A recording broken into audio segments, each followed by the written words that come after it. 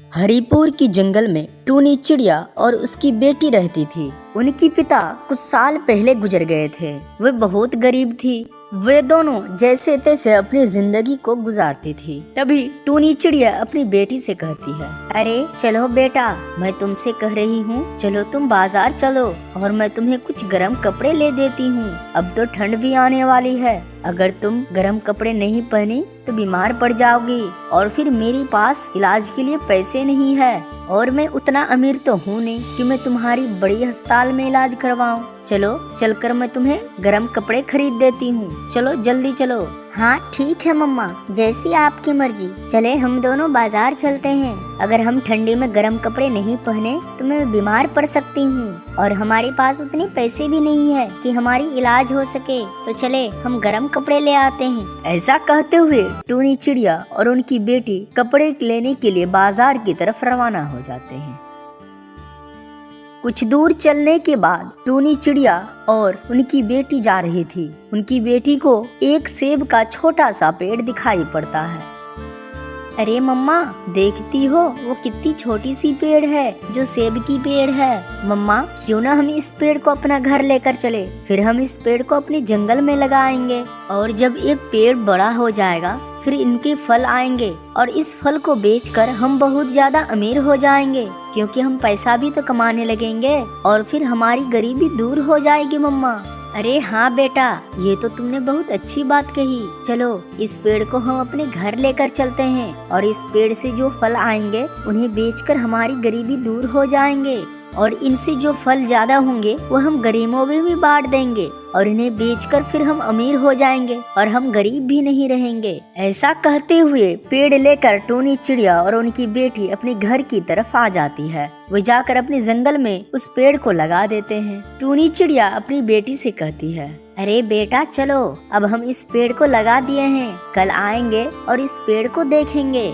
और हम इसको पानी देकर फिर घर चले जाएंगे। अभी चलो घर चलो। ऐसा कहते हुए टूनी चिड़िया और उनकी बेटी घर पहुंच जाती है। घर आकर टूनी चिड़िया अपनी बेटी से कहती है, अरे बेटा सुनो, अब तुम सो जाओ, थोड़ी आराम कर लो। कल सुबह हम दोनों चलेंगे और उस पेड़ पर पानी देंगे और उन्हें देख कर आएंगे। चलो अभी तुम थोड़ी सी आराम कर लो, तुम बहुत थक गई हो। ठीक है मम्मा, आपको जैसा सही लगे। अब मैं सोने जा रही हूँ, थोड़ी सी आराम कर लेती हूँ, नहीं तो मैं बीमार पड़ जाऊंगी मम्मा। और वे सेब का पेड़ रात रात में ही जादू से बड़े हो जाते हैं और उन्हें लाल लाल सेब आ जाते हैं जो बहुत ही घना सेब होते हैं। यानी वे पेड़ एक जादुई पेड़ था जो रातों रात बड़े होकर उसमें फल भी आ गए। अगले दिन सुबह टूनी चिड़िया अपनी बेटी को कहती है, अरे बेटी चलो, जल्दी चलो, उस पेड़ को देखना है और हाँ उसमें पानी भी डालनी है ना। चलो जल्दी चलो बेटी चलो। आई मम्मा, अभी आई। और फिर वे दोनों जंगल आकर उस पेड़ को देखकर हैरान हो जाते हैं। टूनी चिड़िया और उनकी बच्ची को अपने आँखों पर विश्वास नहीं होता, ये कैसे हो सकता है। अरे मम्मा, ये क्या, ये रात रात में इतनी बड़ी सी पेड़ और इसमें तो फल भी आ गए। ये क्या, ये कोई जादू है क्या मम्मा? अरे हाँ बेटा, ये कोई जादू ही है, नहीं तो रातों रात में इतनी बड़ी पेड़ कैसे हो सकती है और भला इसमें फल भी आ गए हैं। चलो जो भी हुआ अच्छा ही हुआ और इसमें बड़े बड़े फल भी आए हैं। चलो हम इसे तोड़कर अपनी बाजार ले चलते हैं, इन्हें बेचकर हम अमीर हो जाएंगे और हमारी गरीबी मिट जाएंगी। अब हम दोनों गरीब नहीं रहूंगी बेटा, अब तुम्हें मैं अच्छी अच्छी बाजार से महंगी महंगी सामान दिलाऊंगी, क्योंकि अब हम अमीर भी हो जाएंगे ना। तुम्हारी हर ख्वाहिश पूरी कर दूंगी मैं, अच्छे अच्छे खान पान, अच्छे अच्छे कपड़े, अच्छे गाड़ी भी दिलाऊंगी मैं बेटी तुम्हें। दूसरी तरफ मीनू चिड़िया अपने पति से कहता है, अजी सुनते हो, कल से मेरा सेब खाने का बहुत मन कर रहा है और मैं यही सोच रही हूँ मैं आपसे कब कहूँगी कि आप मुझे सेब लाकर दे दीजिए। प्लीज आप मुझे सेब लाकर दे दीजिए, मुझे सेब खाना है, मुझे सेब खाने का बहुत दिल कर रहा है, मेरा सेब खाने का बहुत मन कर रहा है। पता नहीं इस मौसम में सेब मिलेंगे या नहीं मिलेंगे, लेकिन मैं कुछ नहीं जानती, मुझे सेब लाकर दे दीजिए। आप जहीं से भी हो आप सेब लेकर दे दीजिए, मुझे सेब चाहिए, बस मुझे सेब खाना है, आप सेब लाकर दे दीजिए। मुझको तो सिर्फ सेब ही खाना है, प्लीज आप सेब लाकर दे दीजिए। अरे हाँ मोहतरमा, ये आप कैसी बात कर रही हो कि हाँ तुम ही बोल रही हो कि इस मौसम में सेब भी नहीं मिलेंगे और बोल रही हो कि मुझे सेब भी खाना है। कैसे होगा? मैं तुम्हें एक बात बता दूं, इस मौसम में सेब कहीं नहीं मिलेगा। बस इसके बदले में तुम कोई और फल खा लो और कोई दूसरा फल लाकर दे देता हूँ। इस मौसम में तो मैं तुम्हें सेब लाकर नहीं दे पाऊंगा, लेकिन मैं दूसरा कोई फल लाकर दे दूंगा। प्लीज आप गुस्सा ना करें। मैं तुम्हें आज अमरूद या आम लाकर दे देता हूँ, लेकिन मुझे सेब आज नहीं मिलेगा। अभी सेब का समय नहीं है। अरे नहीं, मुझे कोई बात नहीं सुनना, मुझे सिर्फ सेब खाना है। आप कहीं से भी हो, मुझे सेब ला कर दे दें। आप मेरी एक छोटी सी बात नहीं सुन रहे हैं। वैसे तो आप बहुत पैसे वाले बन रहे हो। चलो ठीक है, तुम इतनी गुस्सा मत करो। मैं जहीं से भी हूँ सेब लाकर दे रहा हूँ। ऐसा कहते हुए कबूतर सेब की तलाश में रवाना हो जाते हैं। वह जंगल की हर एक कोना कोना छान मारने लगता है, पर उन्हें सेब कहीं नहीं मिलता। वो जंगल के पास में एक छोटी सी बाजार होती है, जहाँ वे चले जाते हैं। उन्हें एक टूनी चिड़िया सेब बेचती हुई नजर आती है। कबूतर बंटा टूनी के पास पहुँचता है। वह देखता है वहाँ 3 ही सेब बचे थे। अरे टूनी, ये 3 सेब कैसे दिए? अरे नहीं कबूतर भैया, नहीं, मुझे ये सेब नहीं बेचना है। सब सेब बिक गया है। अब मेरे पास कुछ ही बचा है। इसे मैं खुद ही खाऊंगी। अरे नहीं टूनी, ऐसा नहीं कहो, नहीं तो हमारी बीवी मुझे मार डालेगी। मुझे कुछ दे दो, 1-2 ही सेब दे दो। बताओ कितने चाहिए पैसे?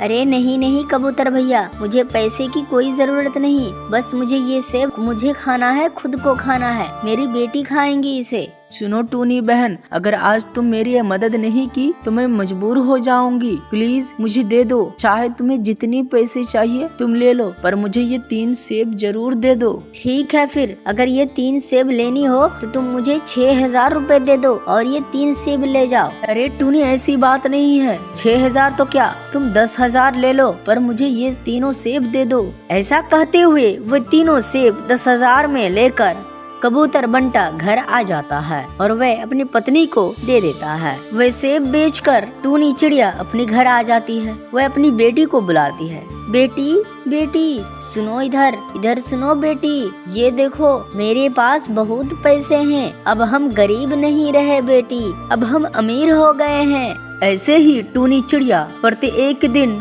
सेब को तोड़कर बाजारों में बेचा करती थी। कुछ समय के बाद टूनी चिड़िया अपने सेब को बाजार में बेच ही रही थी कि वहाँ कालू कौवा आ जाता है। अरे टूनी, तुम्हें ये सेब कहाँ मिला? आखिर तुम कहाँ से लेकर आ रही हो सेब? और तुम तो बहुत ज्यादा मुनाफा कर रही हो। बताओ, मैं भी वहाँ से लेकर आऊंगी और मैं भी सेब का बिजनेस करूँगा। अरे ऐसा बात नहीं है कालू, यह सेब का पेड़ मेरा खुद का है और मैंने इसे जंगल से लाकर लगाया है और इसमें बहुत सारे सेब आते हैं। यह एक जादुई सेब का पौधा है, यह एक जादुई सेब का पेड़ है। ये सेब का समय नहीं है, पर मेरे पास सेब है। ये जादुई सेब का पेड़ है, तुम्हें ये सेब कहीं नहीं मिलेगा। तभी कालू कौवा मन ही मन सोचने लगता है, अरे ये टूनी इतना अमीर हो गया, ये जादुई सेब का पेड़, मुझे तो कुछ करना होगा, नहीं तो टूनी चिड़िया जंगल में सबसे ज्यादा अमीर हो जाएगी और फिर उन्हीं का राज चलेगी इस जंगल में। मेरा तो कोई वैल्यू ही नहीं रहेगा, मेरा सारा पर्सनैलिटी खत्म हो जाएगा।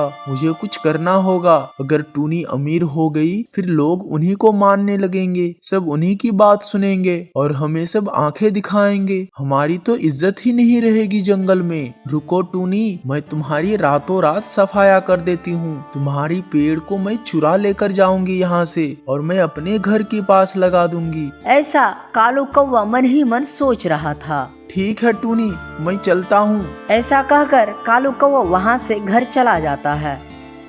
अगले दिन कालू कौवा घर बैठे सोच रहा था, अरे चलो अब तो शाम भी हो जाएगी, अब मैं कुल्हाड़ी लेकर चलता हूँ और टूनी की वे सेब का पेड़ जो है मैं उसे चुरा लाता हूँ। उन्हें लाकर हम अपनी जंगलों में लगा देंगे। ऐसा कहकर कालू कौवा कुल्हाड़ी लेकर टूनी की पेड़ को चुराने के लिए रवाना हो जाते हैं। दोस्तों, यह जादुई सेब का पेड़ कालू कौवा के साथ रातों रात क्या करता है, अगला भाग देखने के लिए हमारी चैनल को सब्सक्राइब करें ताकि कल पार्ट 2 सबसे पहले आप तक पहुंचे। धन्यवाद।